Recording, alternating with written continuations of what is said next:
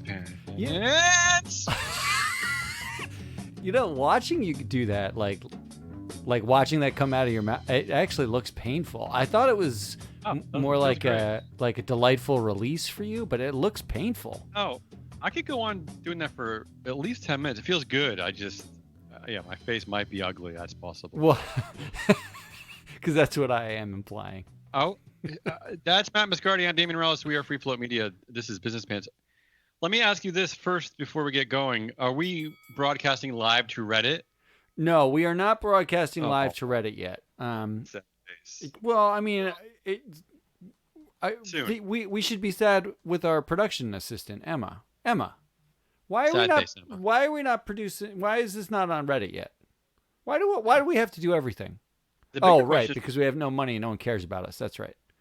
The other big question is, why is Emma not here and you're talking to her? Well, Emma is unavailable right now. So I'd like to propose a new format for you, because that's what we do here. We try things. It's just constant. We fail at them, we throw them away, and then we try something new. It's my whole life. I'm calling this is part of our new. We're aspiring to a daily news service. So on this channel. Here's the idea. We do a daily news show, roughly 20 minutes long, no more than 30, God forbid.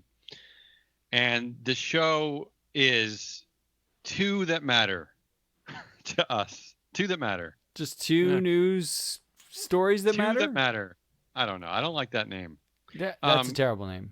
Here's what I'm going to do. I'm going to honor. I collect stories now in 11 growing categories that are unique to our world here. They are wars, big data, dystopia, the big gig, inside the pants. Woo!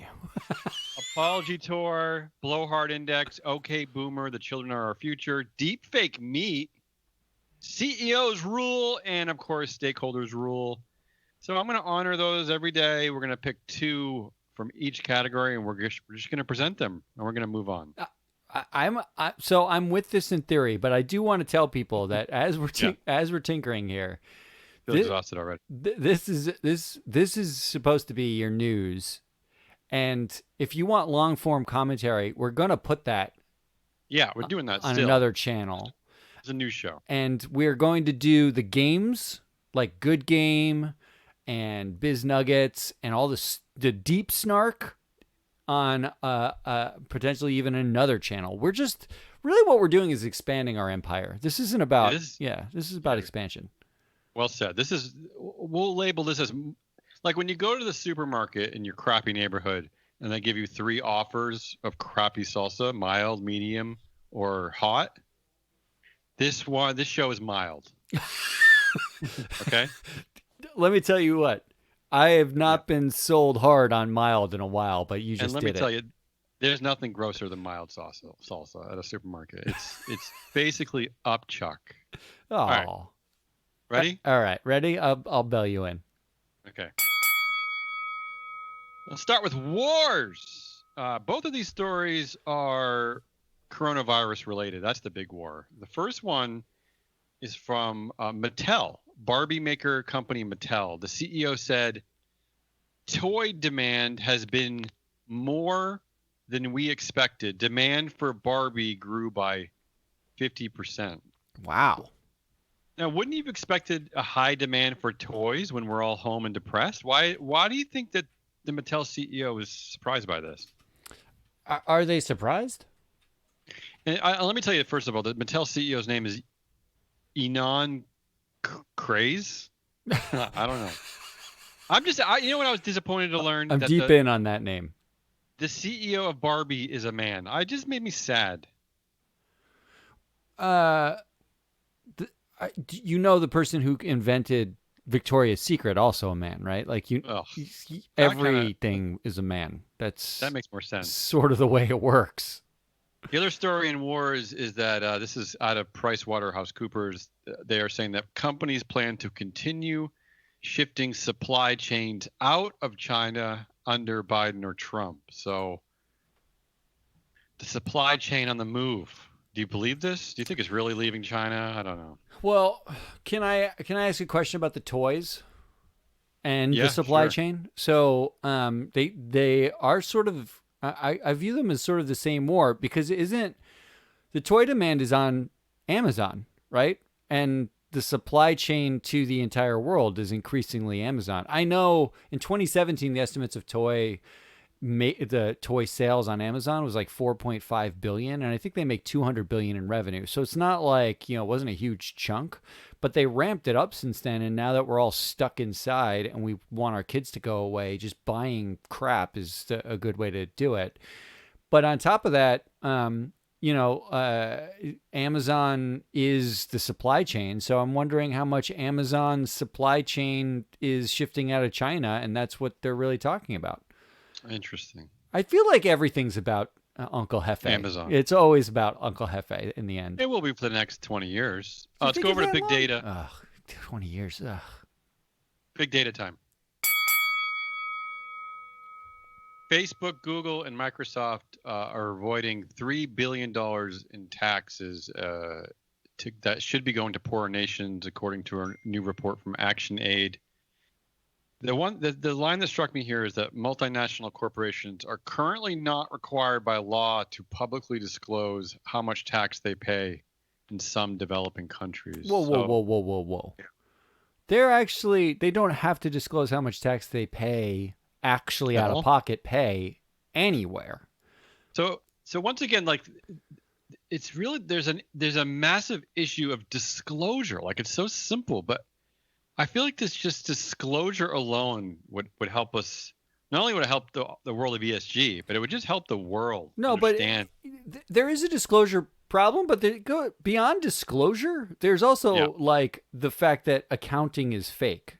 Okay, like they have disclosure, they've disclosed taxes, just the number that they disclose is not actually the number they paid in taxes most of the time, because they have deferrals and they have fancy pants write-offs, and they've got this shelter and that shelter, and oh, by the way, that fine we paid last year for destroying your universe, that was tax deductible.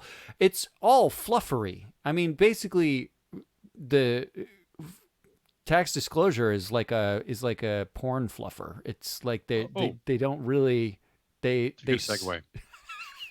Don't really serve a great purpose. It's a sort of a bizarre segue here. This next story it's a bit of a cheat. It's kind of two stories in one. First of all, Facebook moderators in Ireland are being forced back to the office despite the country being in national lockdown. So they were deemed essential workers. Okay, first of all, they were deemed essential workers, and they're not actual Facebook employees. They're contract workers. They are so essential that we can't hire them, give them benefits, or a living wage. How scary is this? How scary is this? Is that's the most important point, what you just said. But that content moderators at Facebook have become essential things in our economy, in our world. I just find that just frightening. I mean, in the next next week, U.S. election, everybody's worried that that's probably true. Let me tell you how strange the work of these content moderators really is. There's a related story. Instagram changed its policy. Instagram, owned by Facebook, changed its policy on nudity and breast squeezing. What? After just listen. After a plus-size black model campaigned against double standards on the platform, Instagram said the platform and Facebook would now allow any images where someone is simply hugging, cupping, or holding their breasts. It said they would still ban photos where people are grasping their breasts in a grabbing motion with bent fingers, or if there is a clear change in the shape of the breast. Can we completely get rid of this concept of content moderators? This is a joke, right? This is a complete joke. Those are quotes I read to you from Facebook. I'm not making any of that up. What a S show. What a joke. It's a joke. But wait. Actually, Facebook. What could you say? Facebook's policies sound exactly like the NFL rules on what a catch is. Yeah, if an 8-year-old made the rules, in But both situations, you're probably right. It's an 8-year-old's view of here's the definition of a catch by the NFL, the yeah. biggest league in the United States. That a forward pass is complete by the offense if or the defense in an interception in the field of play at the sidelines if they secure control of the ball in his hands or arms prior to the ball touching the ground and touches the ground inbounds with both feet or any part of his body other than his hands, and after A and B have been fulfilled, performs any act common to the game, such as tuck the ball away, take additional step, turn upfield, while maintaining control of the ball long enough to do so. We've effectively turned breast squeezing into catching an NFL pass. Congratulations, because that's worked so well for the NFL. No one knows what a catch is. Wait till the new conservative Supreme Court gets their hands on both of these rules. All right, let's move over to dystopia. Only one sad story in dystopia this week, which means I had to pick it. So I'm sorry if it's boring. The first satellite with AI on board is now in orbit, and its tech could completely change how we respond to wildfires. So it's actually a good one, Matt. What do you think about the concept of AI orbiting our Earth, looking for stuff? Well, I mean, how long before the AI becomes sentient and just goes to Mars by itself? That's really the question I have. Look, this is the thing I'm wrestling with is like, I do think the optimist in me is like, yeah, there's a lot of stuff that we could fix, but then of course there's a lot of stuff that we could just destroy. I mean, yeah. Do you think that they could spot breast squeezing from 8,000 miles above Denver? Why Denver? That's the important question. Wait, discuss Denver. We can discuss it in another show. This is mild snark. All right, let's move over to the big gig. Uber faces civil rights lawsuit alleging racially biased driver ratings. So I have to rein on your background for a second, because you got a master's in library sciences. Okay. And all ratings are inherently biased. And I was just reading about the Dewey Decimal System and how the changing classification for homosexuality. Oh, yeah. I mean, first of all, I had no idea that the Dewey Decimal System was so scandalous. Well, it's not Dewey's fault. It's it gets into the hands of other people. Well, but you don't think about how a rating like a star or like a AAA or a 1 to 100 can actually be biased. Yeah, it appears objective. It feels objective, like just like the Dewey Decimal System just feels like, oh, we're just categorizing things. It feels almost objective, right? But it's not surprising to me that there's racial bias in driver ratings. That actually is probably 100% true when you get underneath it. I can't believe we're talking about the Dewey system, but we might as well.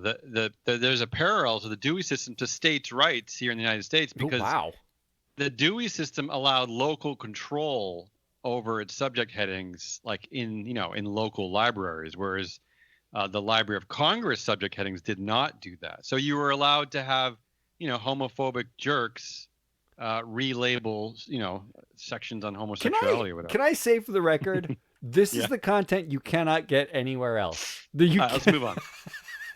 Uber and Lyft are pouring millions of dollars into Facebook ads to protect their business in California. They're supporting the Yes on Prop 22 campaign. Should the Proposition 22 pass, app-based rideshare companies would be able to continue classifying employees as contractors. We covered here, there was a New York Times article late last week, but we covered here 3 weeks ago how Uber, Lyft, DoorDash, Grubhub, a bunch of the major sort of ride-sharing gig economy places spent over $200 million lobbying against the California bills. $200 million. And not to mention the fact that Uber has not yet turned a profit. and they are Mm. spending Ah, millions upon good millions of point. dollars Good point. lobbying against calling people employees. It's psychotic. Amazing. It's amazing. Yeah, it is amazing. Hey, let's go inside the pants. Yeah, not yours. Matt, here's the question. Why is everyone building an electric pickup truck? I love this. Wait, So is that a question to GM me? GM just built a new electric Hummer. Tesla has a Cybertruck. We have the Rivian R1T, the Lordstown Endurance, the Bollinger B2, the Ford F-150 EV, and then finally the Nikola Badger. Matt, why? Who's the audience for this? Which one came first? I guess it's the ugly, scary Cybertruck, right? Cybertruck. But really, who is the audience for this? I mean, do you see the Trump world buying an electric pickup truck? It doesn't seem possible to me. I It does actually not seem very manly. no, but I don't think it's controversial to be electric anymore. I don't think it's You don't like think? no, I don't think it's like a hairy man chesty kind of play Except, to be gas guzzling.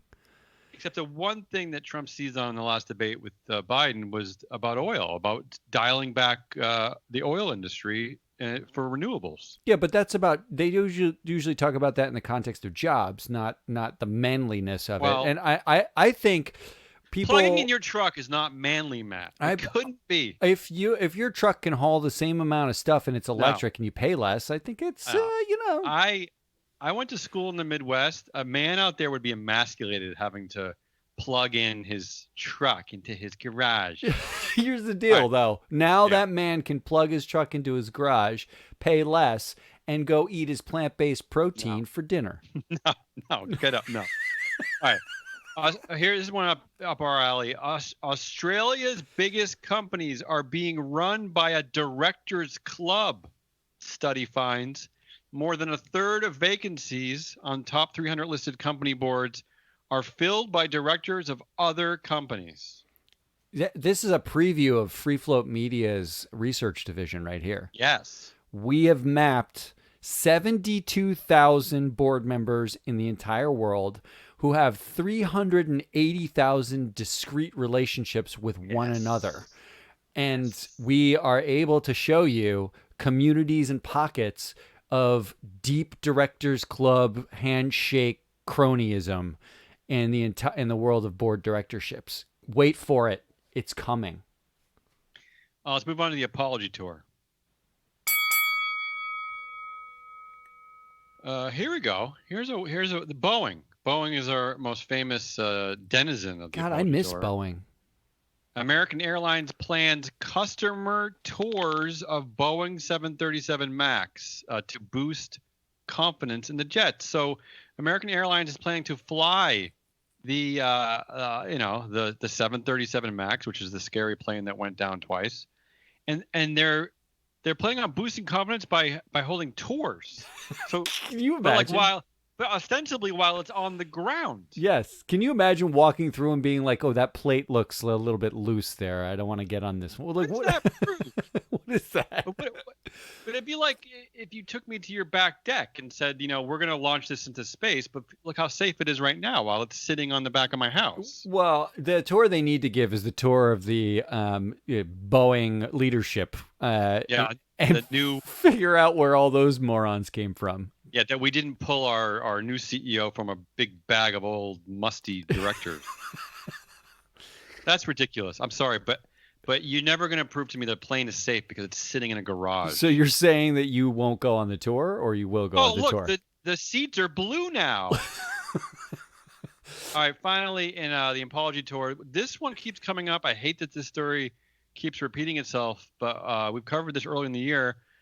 A Family Dollar customer reportedly shot and killed another shopper outside a store in Ohio. The attack underscores the trend of violent crimes and robberies happening at dollar stores across the United States. So, just for historical context, the same thing Ugh. happened with Walmart. Okay. Do you remember, like maybe 6-8 years ago, Walmart had this rash of robberies and violent crime in their parking lots. Walmart allows you to RVs to spend the night in parking lots. And they actually were not dealing with the security of those parking lots, and instead, there was this rash of crime. This does feel like a little bit of a different problem, which is if you're shopping at the dollar store, I mean, ostensibly you're looking for cheap goods, and And looking for sadness and do you go looking for and I, violence.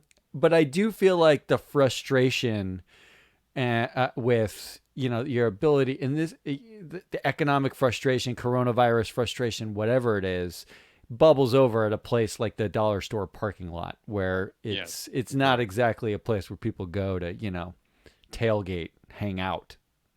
All right, let's move on. We're slowing down here. We got to pick up the pace. The blowhard index. New York grocery store sparked backlash with a 20% discount offer for Trump supporters. Oof. That's a good look. I like that one. I don't have like the discount. How do you prove you're a Trump supporter?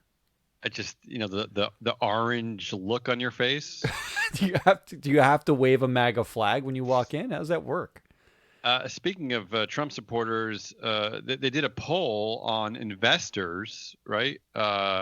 This is from Fortune magazine. Who are investors rooting for in the upcoming election? Do you have a guess? It has to be Republicans. They love deregulation.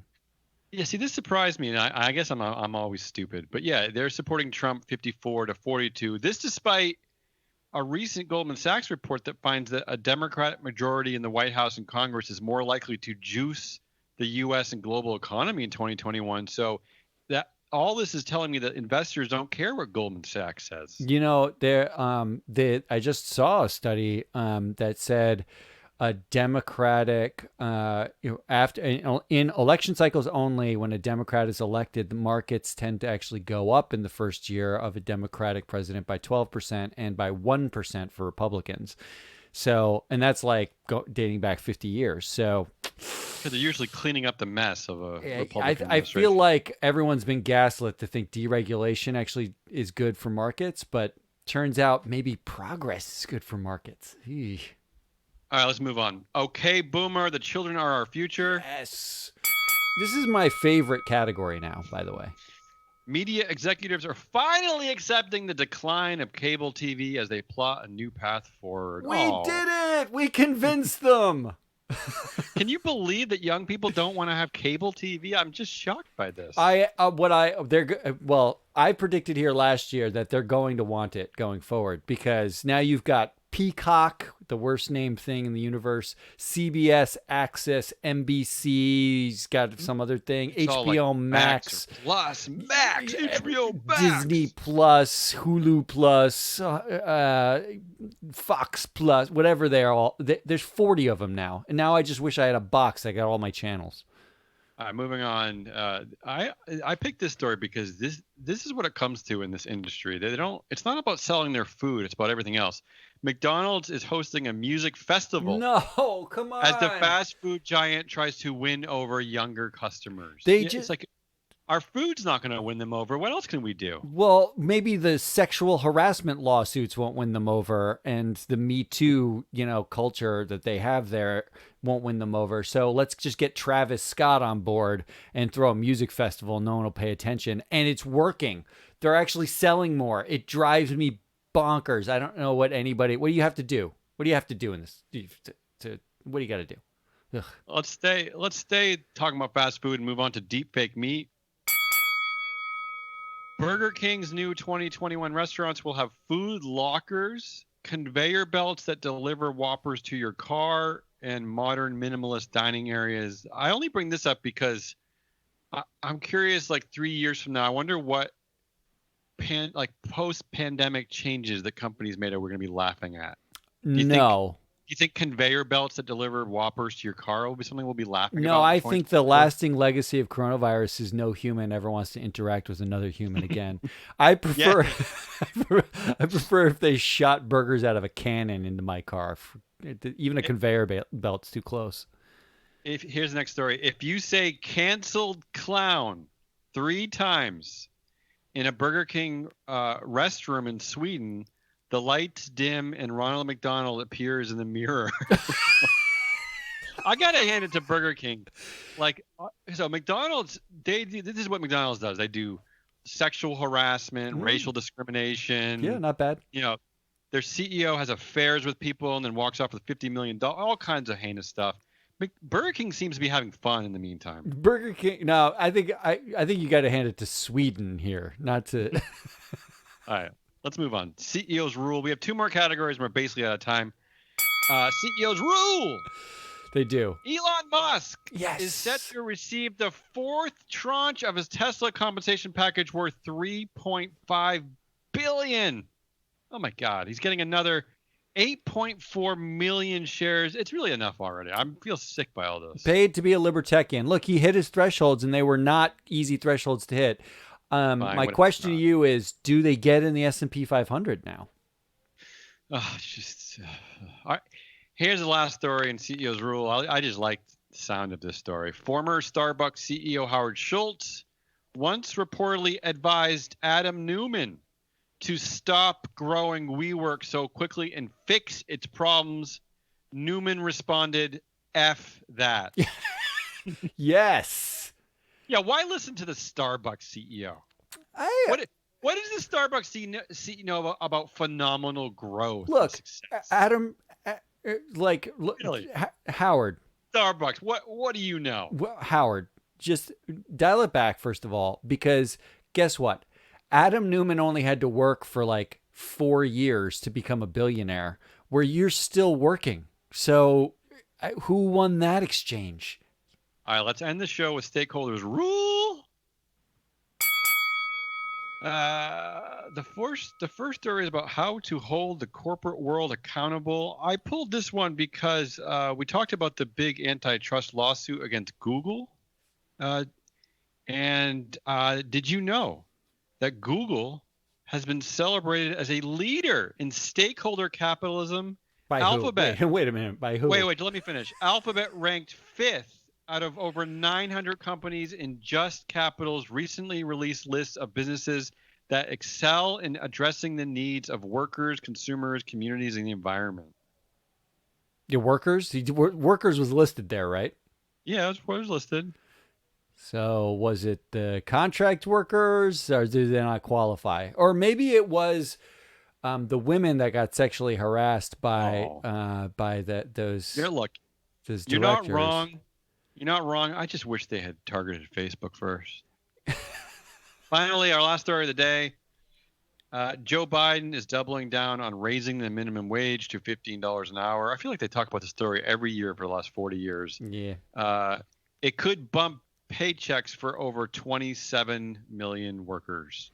Look, I'm not a minimum wage, deep minimum wage advocate. I am mostly agnostic about it, but I think it's criminal that people don't get paid a living wage. But at the same time, I'm not saying what the minimum wage should be. That said, the more you funnel workers from jobs to gigs, the more it's required that you actually protect the workers with things like minimum wage and state sort of help. That's the only way to do it, isn't it? I mean, I don't think there's another way to do it. So good for someone recognizing that you need to get paid. Good for someone. Good for someone. That's it. That's our new news show. October 27th, 2020. We are Business Pants. Honestly, the best part of this show was shooting Burger King out of a cannon. That was Damian Rollis. I am Matt Mascardi. We are Free Float Media. If you like what you heard, subscribe and share. Share some more. Don't shake your head at me. It's not going to happen. Maybe Reddit will help us. Reddit. Share it. All right. And but you can get us on Overcast or Apple or wherever you get your podcast. You can also get us almost every single day because we're constantly making content. And you know what? I got a plug for you. Go check out Vesti. Vesti.ai. Because How do you spell it? VESTI.ai. .ai, because you can get Free Float Media increasingly on Vesti's chatbot.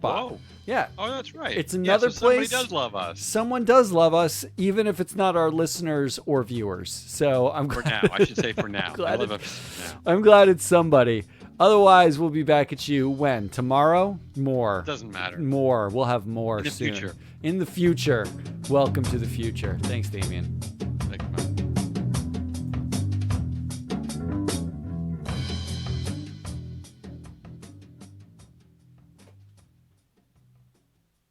How long was that?